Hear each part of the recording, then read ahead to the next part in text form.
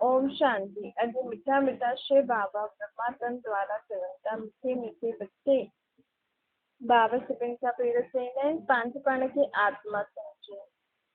मां आत्मा, मुंहिंजो ये शरीर, मुंहिंजो आत्मा जो बाप परमात्मा आहे। परम पिता परमात्मा आत्माउनि खे ज्ञान जी ॻाल्हि ॿुधाइण आयो।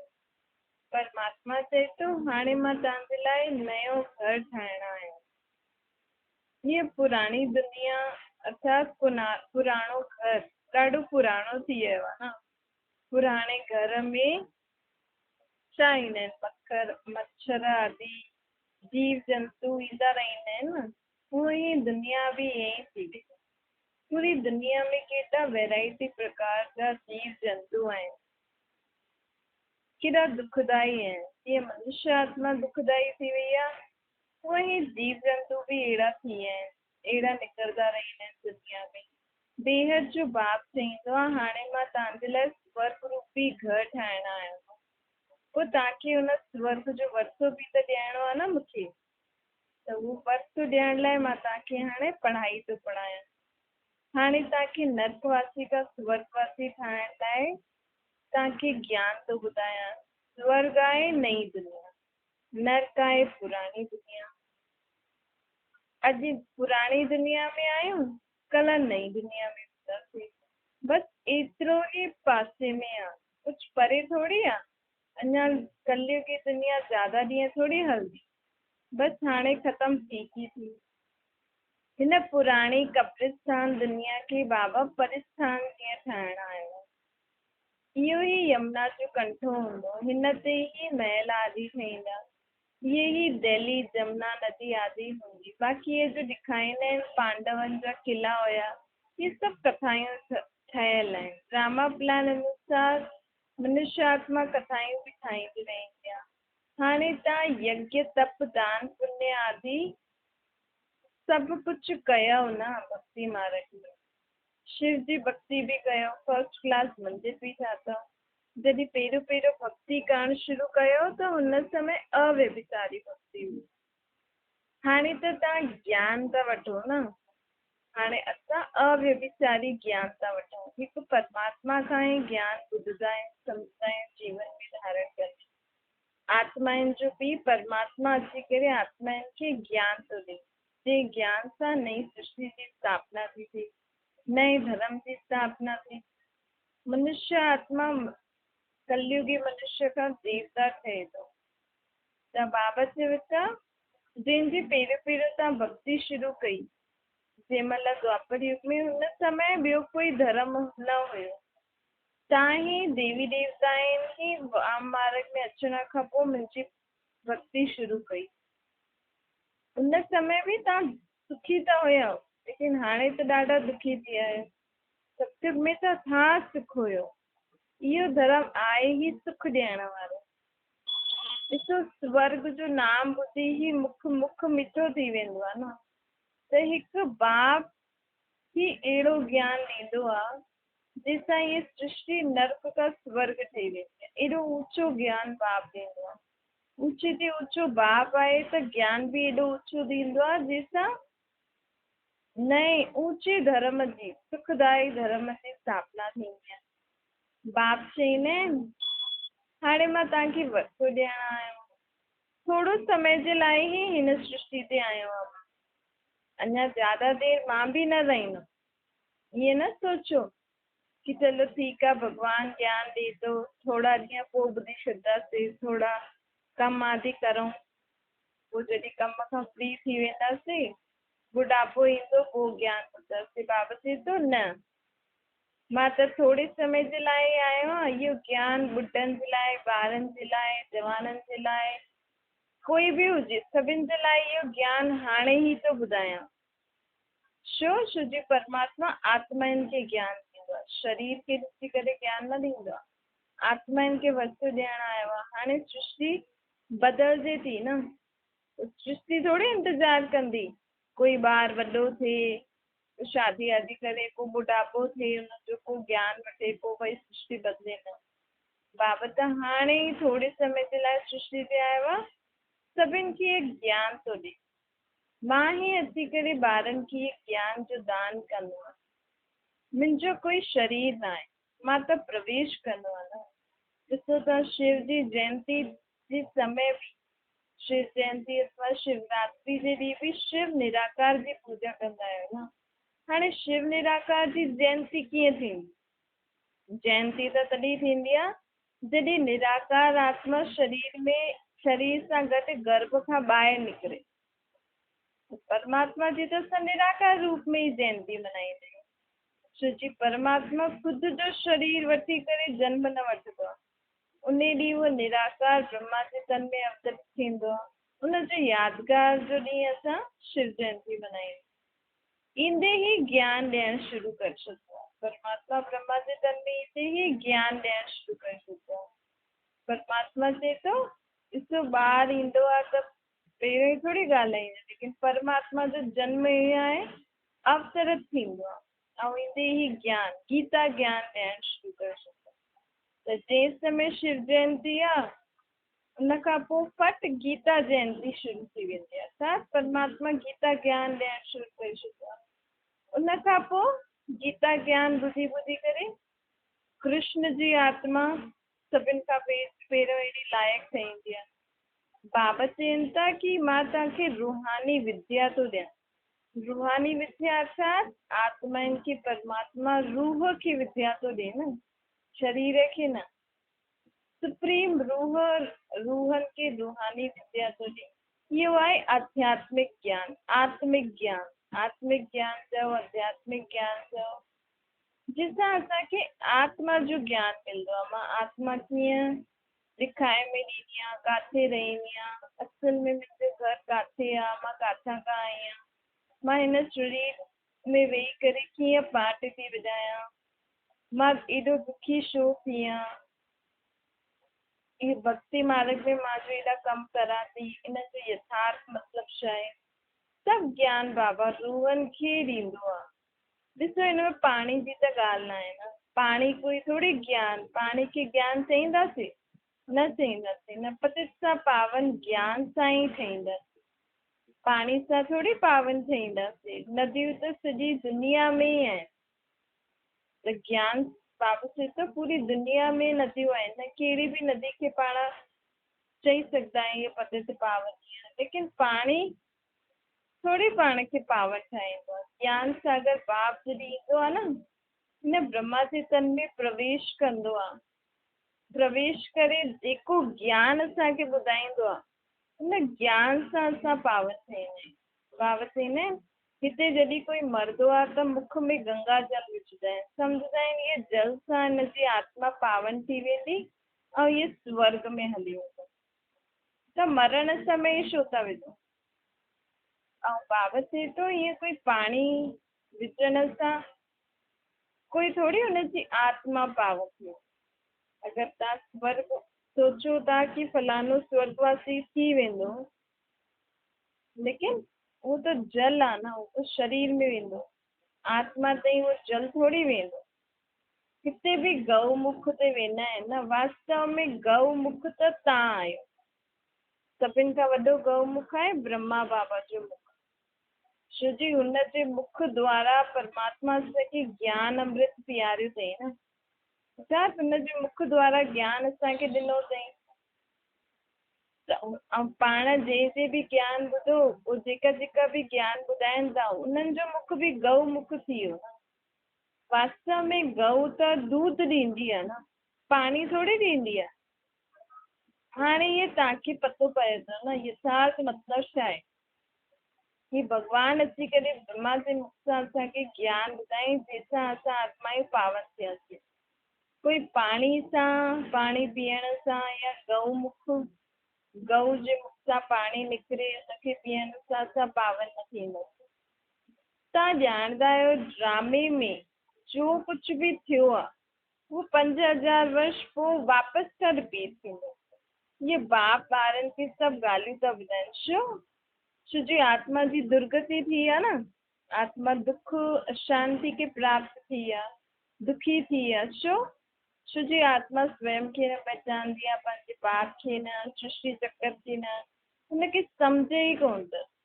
इन करे उनजो मन भटकेस थो, इन करे वो दुखी अशांत थी विया।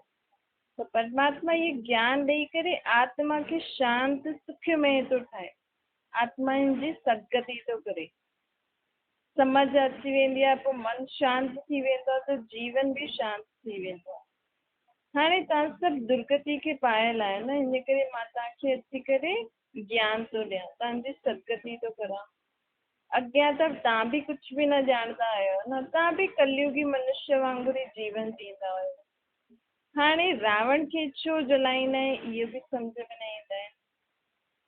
बाबा चए थो हाणे बेहद जो दशहरो हिन दुनिया ते थियण वारो आहे, बेहद जो दशहरो त अञा ताईं त रावण जो बुत जलाए ठाहे करे जलाईंदा हुयासीं न, लेकिन हाणे त पूरी दुनिया मां ई इहे रावण सां विकार ख़तम थियण वारा आहिनि परमात्मा जी शक्ति सां। बेहद जो दशहरो थी वियो न, सॼी सृष्टि ते हिन समय रावण जो राज्य आहे। ये सॼी सृष्टि, ये सॼी जो पूरी पृथ्वी आहे, ये लंका आहे, सिर्फ़ श्रीलंका लंका न आहे, ये पूरी पृथ्वी ही लंका आहे, जाते कंहिंजो राज्य थो हले, रावण जो। सभु विकारनि जे वश थी करे कर्म था करनि न। रावण कोई नंढी सी जगह में न रहंदो आहे, रावण सां विकार आहे, विकारी संकल्प त तव्हां किथे बि वञो तव्हांखे अची वेंदा। रावण सॼी सृष्टि ते ई आहे। भक्ति मार्ग जो बि पाठ हुयो, अधु कलाक हलियो। हाणे हिन पूरी सृष्टि मां रावण खे बचाइण लाइ बाबा आया आहिनि। बाबा परमात्मा जी शक्ति सां ई इहे विकार हिन दुनिया मां ख़तम थींदा। दशहरो, रक्षाबंधन आदि सभु त्योहार आहिनि न। शिव जयंती खां पोइ गीता जयंती, पोइ कृष्ण जयंती। हाणे कृष्णपुरी स्थापना थिए थी न।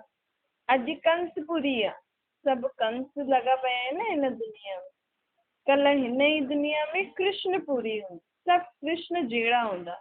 कृष्ण त हिकु ई हूंदो, लेकिन बाक़ी हुनजी पूरी राजधानी में बि सभु सर्वगुण संपन्न, 16 कला संपूर्ण निर्विकारी अहिंसक मर्यादा पुरुषोत्तम हूंदा न, सभु कृष्ण जहिड़ा हूंदा। हाणे सभु कामी, क्रोधी, लोभी, मोही, अहंकारी थी विया आहिनि न, कंस जीअं थी विया आहिनि। कल्ह कृष्ण जहिड़ा हूंदा, हुनखे चइबो आहे कृष्णपुरी। कृष्ण थोड़ी हिते कृष्ण न आहे, हिते कृष्ण जी आत्मा जेकी विकारी कंस जीअं थी वई आहे, उहो बि पंहिंजे पाण खे परमात्मा जी यादि सां, ज्ञान सां कृष्ण जहिड़ो ठाहे थी, अर्थात ओड़ा गुण धारण करे थी।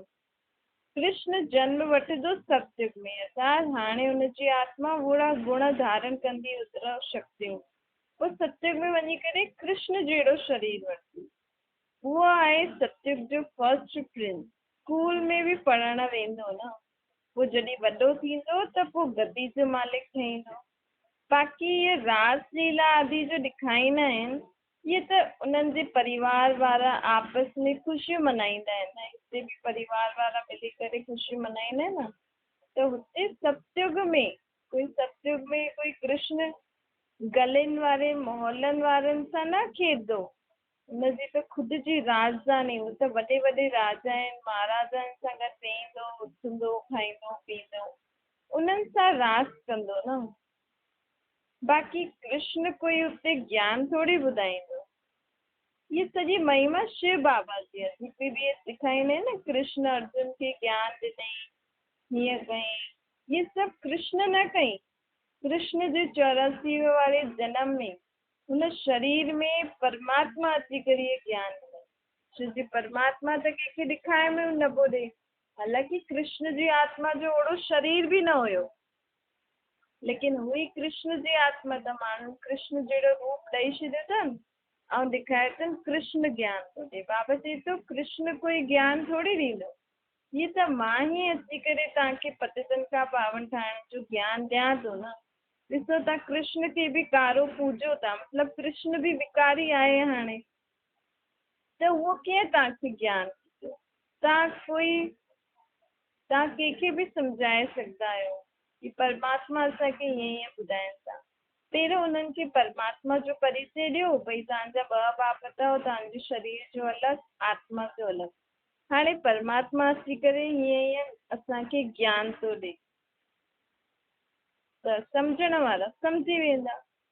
बाबा चवनि था कि मां अची करे रुद्र ज्ञान यज्ञ रचियो आहे। दुनिया में त रुद्र यज्ञ रचंदा आहिनि, बाबा त रुद्र ज्ञान यज्ञ रचियो।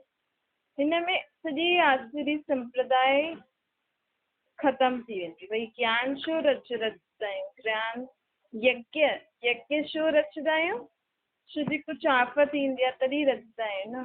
हाणे दुनिया में केॾी आफ़त आई आहे त बाबा चवनि था हाणे हिन पूरी दुनिया जी आफ़तुनि खे ख़तमु करण लाइ, सुख शांति वारी दुनिया स्थापन करण लाइ मां रुद्र ज्ञान यज्ञ रचियो। ये शिव बाबा जो बेहद यज्ञ आहे न, जंहिंसां पाण मनुष्य का देवता थो थिए। गायल भी आ ज्ञान यज्ञ सां विनाश वाला प्रज्वलित थी। हाणे इन ही ज्ञान सां जेको परमात्मा असांखे ॾे थो, इन ही ज्ञान सां दुनिया परिवर्तन थी थिए। इन ज्ञान सां कोई विनाश वाला प्रज्वलित न थी आहे।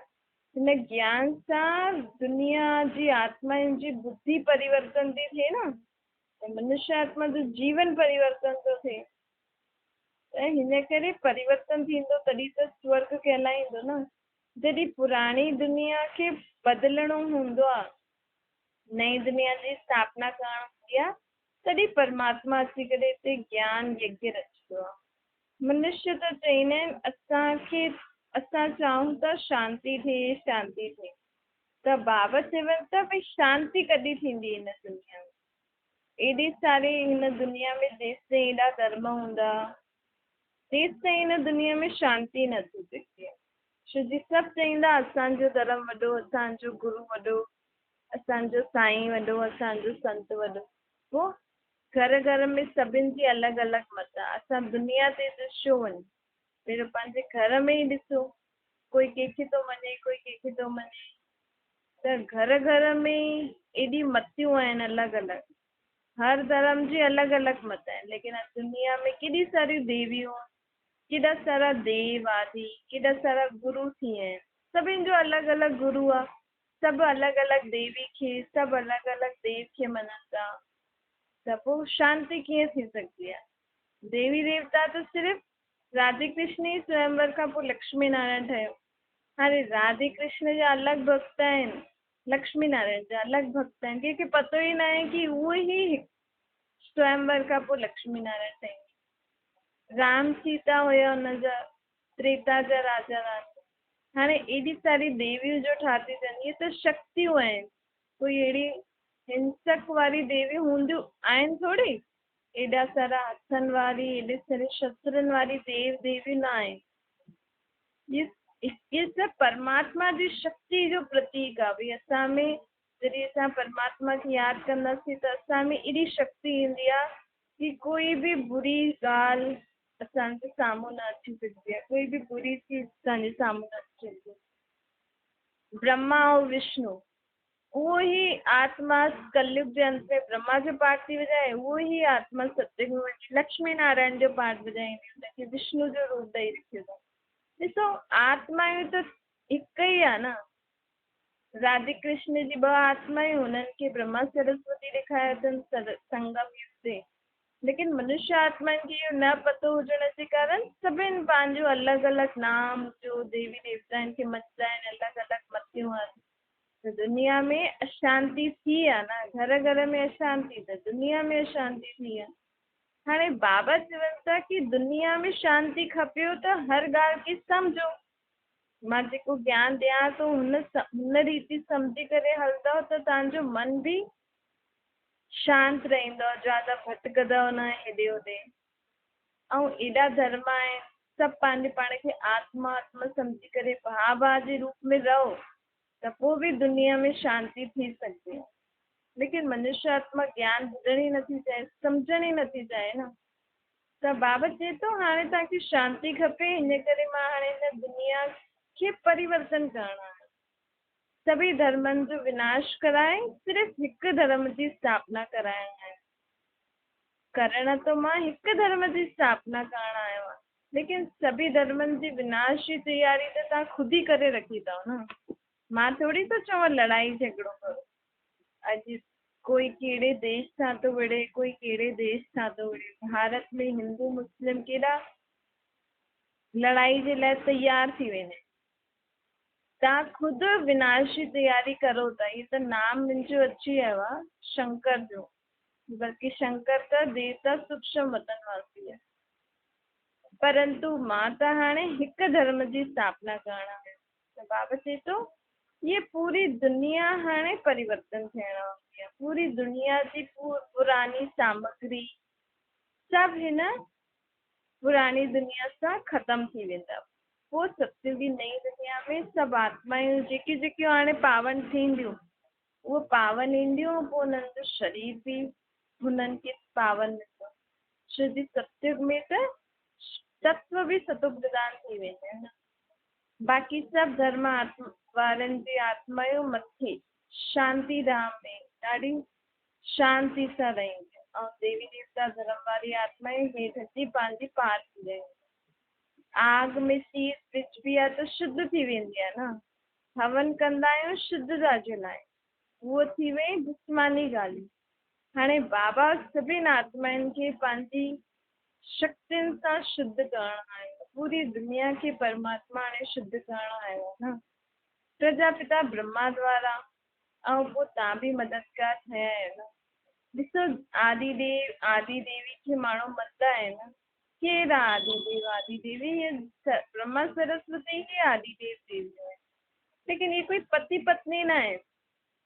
ये आहिनि उहो मनुष्य आत्मायूं जे परमात्मा खे पहिरियों परमात्मा जो ज्ञान ॿुधी करे सम्झी करे पंहिंजे अंदरि धारण करे दुनिया खे ॿुधाई। त पहिरियों पुरुष जेको हुयो उहो ब्रह्मा हुयो, हुनखे आदिदेव चइबो आहे। जेकी स्त्री हुई उहा आदि देवी सरस्वती।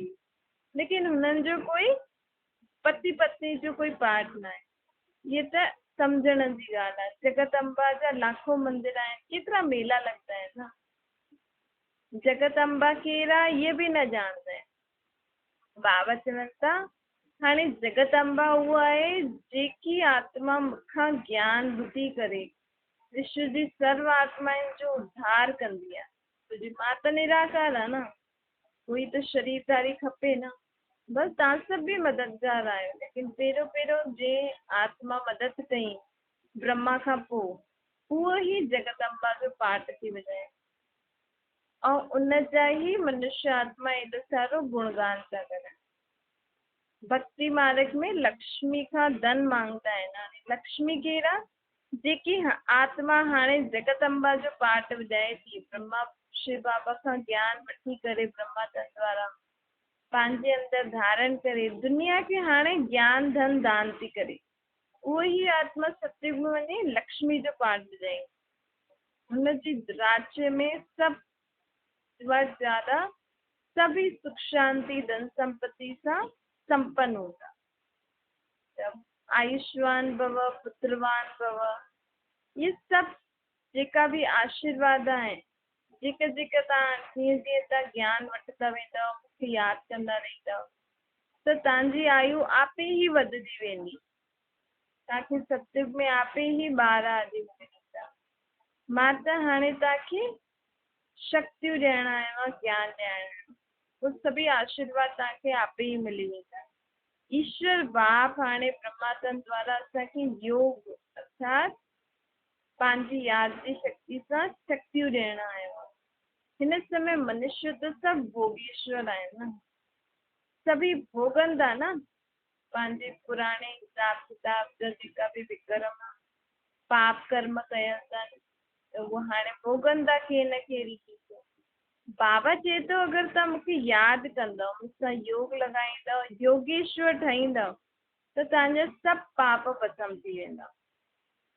हिन दुनिया में त सभु आहिनि ई विकार, तॾहिं त चईंदा आहिनि मूं पतीले कपिड़े धोए। हाणे बाप चए थो मां तव्हांजी आत्मा ऐं शरीर ॿिन्हिनि खे साफ़ करणु आहियां।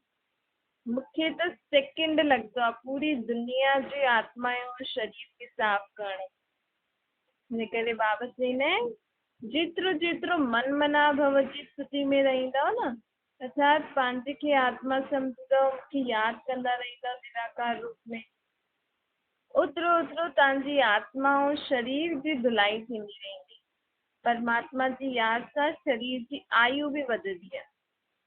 सेकंड जी ॻाल्हि आहे न, सेकंड में जीवन मुक्ति ॻायल आहे न, शास्त्रनि में लिखल आहे। अच्छा, सेकंड में आत्मा खे पहचान आई, आत्मा खे सम्झ आई कि मां त आत्मा आहियां, मुंहिंजो पीउ त परमात्मा आहे। हाणे मुंहिंजे पीउ मुंहिंजे लाइ स्वर्ग जी दुनिया ठाहे अथव। सेकंड में स्मृति आई ऐं असांखे जीवन मुक्ति मिले। बाप खे यादि करण सां पावन थींदासीं। हलदे फिरदे बाप खे यादि करो, हुनमें कोई तकलीफ़ थोड़ी आहे। सिर्फ़ु बाप साईं खे त यादि करिणो आहे। हिकु हिकु सेकंड में आत्मा जी चढ़ती कला थींदी रहंदी आहे। बाप चईंदा आहिनि, ॿार मां त तव्हांजो सर्वेंट ठही करे आयो आहियां, तव्हां मूंखे सॾु कयो अथव न, हे पतित पावन अची करे असांखे पावन ठाहे। हाणे मां तव्हांजी सेवा में आयो आहियां, तव्हांखे पावन ठाहे। ॾिसो, ॿार सॾु कई ऐं बाबा अची वियो। जॾहिं तव्हां ॾाढी ज़ोर सां चिल्लाईंदा आहियो न, तॾहिं मां ईंदो आहे, पहिरियों न ईंदो आहे। छो जी तव्हां पहिरियों पंहिंजे जीवन में एॾा मस्तु हूंदा आहियो, थोरो सो दुख थींदो हुयो, मूंखे सॾु कंदा आहियो, लेकिन हुन समय मां अचां त तव्हां मुंहिंजी ॿुधो न आहे न, हाणे बि काथे था ॿुधो। इन करे मां अंत में ई ईंदो आहे। मूंखे यादि करो त विष्णुपुरी जा मालिक थी वेंदव। मन मना मध्या जी भव जो अर्थ इहो ई आहे। बाप खे यादि करो त विष्णुपुरी जा मालिक ठही वेंदव। अच्छा, मीठी मीठी किले जे ॿारनि छुटी माता पिता बाप दादा जो यादि प्यार ऐं गुड मॉर्निंग। रूहानी बाप जी पण सभिनि रूहानी ॿारनि खे नमस्ते। पंहिंजी बि रूहानी माता पिता बाप दादा खे यादि प्यार, गुड मॉर्निंग और नमस्ते। वरदान आहे, नशे ऐं निशाने जी स्मृति सां सर्व कर्मेंद्रियनि खे ऑर्डर प्रमाण हलाइण वारा ताज तख़्त नसीब अथव। सदा ये यादि रखो कि मां आत्मा भ्रुकुटी जे विच में वेठी आहियां। पंहिंजी सूक्ष्म शक्तियूं मन बुद्धि संस्कारनि खे ऑर्डर प्रमाण हलाइण वारी आहे। पंहिंजे हर कर्मेंद्रिय खे पंहिंजे ऑर्डर प्रमाण हलाइण वारी। मां आत्मा परमात्मा बाप जी बि दिलि तख़्त नसीब आहे, शुद्ध आत्मा आहे। हाणे मां परमात्मा सां गॾु विश्व जी सर्व आत्माउनि खे सुख शांति ॾींदी आहे। जॾहिं इहे सदा पाण खे स्मृति रहंदी, इहो ई नशो रहंदो कि मां आत्मा पंहिंजे बाप जो ॿार आहियां, मां परमात्मा जे दिलि जो तख़्त नसीब आहियां। त इहो ई नशे सां पाण पंहिंजे कर्मेंद्रियनि खे मन बुद्धि खे ऑर्डर प्रमाण हलाए सघंदासीं। जंहिंसां गॾु सर्वशक्तिवान आहे उहो आत्मा पंहिंजे मन बुद्धि ऐं कर्मेंद्रिय खे ऑर्डर ठही करे न हलाए सघंदी आहे, ऑर्डर ॾेई करे हलाए सघंदी आहे न, छो कि शक्तिशाली आत्मा थी वेंदी। अञा ताईं त पाण चईंदा हुआसीं, अञा ताईं त पाण चईंदा हुआसीं, मन मञे नथो, हेॾे होॾे सोचे थो, मुख सां ॻाल्हि निकिरी वई, अख हेॾे हली वई, त हाणे इहो ऑर्डर थी वियो। आत्मा शरीर जी गुलाम थी वई हुई न। हाणे परमात्मा खे सदैव यादि रखंदी, हीअ हमेशह यादि रखंदी कि मां हिन शरीर खे हलाइण वारी चैतन्य शक्ति परमात्मा जो ॿार आहियां। त हिन ई नशे ऐं निशाने सां पंहिंजे सर्व कर्मेंद्रियनि ते राज्य करे सघंदी आहे। स्लोगन आहे, कमज़ोर संकल्प आहिनि त प्रश्न ई उठंदा रहंदा आहिनि, कॾहिं बि प्रसन्न न रहंदा आहिनि। भई अगरि कंहिंजो संकल्प कमज़ोर हूंदा आहे न त सदा प्रश्न ई कंदो रहंदो आहे, ईअं छो, ईअं छो, ईअं छो कई, हाणे छा थींदो। त जॾहिं बि प्रश्न अचनि था, मतिलबु असांजा संकल्प कमज़ोर आहिनि। संकल्प कमज़ोर हूंदा, सॼो ॾींहुं प्रश्न कंदा रहंदासीं त पोइ प्रसन्न रहंदासीं, न रहंदासीं न। त हाणे परमात्मा खे यादि करे पंहिंजा सभु कमज़ोर संकल्प परमात्मा खे ॾेई छॾियो ऐं परमात्मा जी यादि जी शक्ति सां पंहिंजे संकल्पनि खे शुद्ध ठाहे, शक्तिशाली ठाहे। अच्छा, ओम शांति।